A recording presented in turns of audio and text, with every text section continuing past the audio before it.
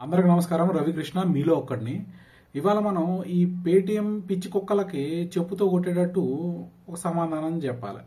సమాధానంతో పాటు ఒక సవాల్ కూడా విసరాలి వీళ్ళకి.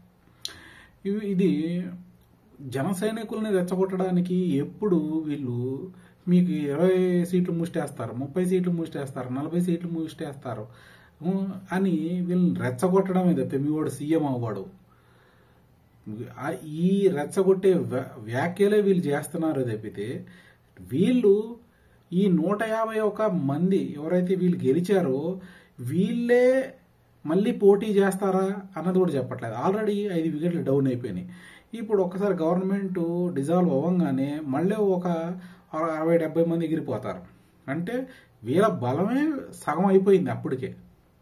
ఇంకా దీని ప్రభుత్వ వ్యతిరేక చూసుకుంటే కనుక ఇంకా సగం అయిపోతుంది. అంటే వీళ్ళు గెలిచేది ఒక 30-35 సీట్లు. 175లో వీళ్ళకి ఖచ్చితంగా 30-40 సీట్లు తప్పితే వీళ్ళు గెలిచే వీళ్ళు చేయించుకున్న సర్వేలో వీళ్ళకి అర్థమైపోయింది.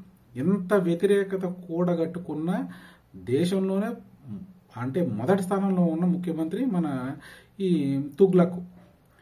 ఇప్పుడు మనం ఛాలెంజ్ చేయాల్సింది, మీరు ఈ 151 మందినే మీరు మళ్ళీ పోటీ చేయిస్తున్నారా?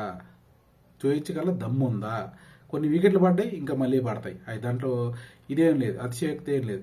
ఇంకొకటి, అసలు వీళ్ళు వెళ్ళిపోవడానికి కారణం అంటే వీళ్ళు మంచిగా పనిచేయలేదు అంటున్నారు. అంటే మీరు మంచిగా పరిపాలన అందించలేకపోయారా? లేకపోతే వాళ్ళు తిన్నోళ్ళని తిన్నిచ్చారా? లేకపోతే వాళ్ళ నోటికాడ కూడు కూడా మీరు తిన్నారా? లేకపోతే మీ వాడికి మేనేజ్మెంట్ చేయడానికి రాలేదా? లేకపోతే ఆయన చేసే బదులు ఈ బిజ్జల ఎక్కువ ప్రభావం ఉందా అనేది మీరు జనాలకు చెప్పాలి. ఎందుకంటే మీకు పరిపాలన చేత కాకుండానే ఇంకోడికి ఇచ్చి వాటితో పనిచేయిస్తున్నారు.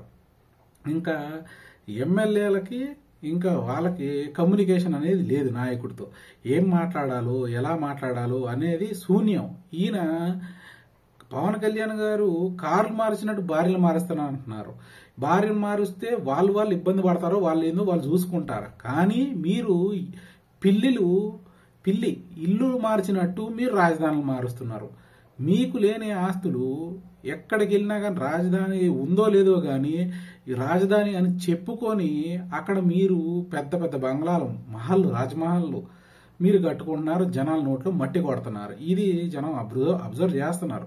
దీనికి ఖచ్చితంగా మీకు ఈ రాబోయే ఎన్నికల్లో మీకు చెప్పు దెబ్బ ఖచ్చితంగా ఉంటుంది. ఎందుకంటే పక్కన తెలంగాణలోనే అసలు యువకులకు ఉద్యోగాలు ఇవ్వకపోతేనే, అట్లా గవర్నమెంట్ నోటిఫికేషన్ పడకపోతేనే వాళ్ళు ఇంత తీవ్ర స్థాయి వ్యతిరేకత వచ్చి ఓడగొట్టడం జరిగింది. ఫస్ట్ విద్యార్థులు, దాని తర్వాత ఈ ఎవరైతే నిరుద్యోగులు ఉన్నారో ఇప్పుడు దానికంటే 10 రెట్లు ఎక్కువ మీ మీద ఉంది.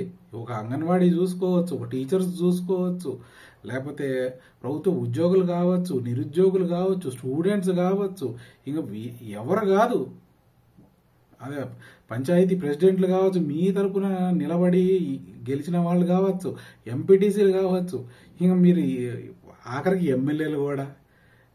ఇంకా ఇంత వ్యతిరేకత ఉన్న ప్రభుత్వంలో మీరే మొదటి వ్యక్తి. అంటే ఎవరైనా బయట వాళ్ళు వ్యతిరేకిస్తారు, వీళ్ళు సొంత వాళ్ళే వ్యతిరేకిస్తున్నారు. అంటే వీరు ఖచ్చితంగా ఓటమి భయంతోనే ఆయన ఏదేదో ఏం మాట్లాడాలో తెలియక పవన్ కళ్యాణ్ గారి వ్యక్తిగత జీవితం మీద పడుతున్నారు. ఇది చూసిన వాళ్ళు, అరే ఈయనకి బుర్ర లేదా?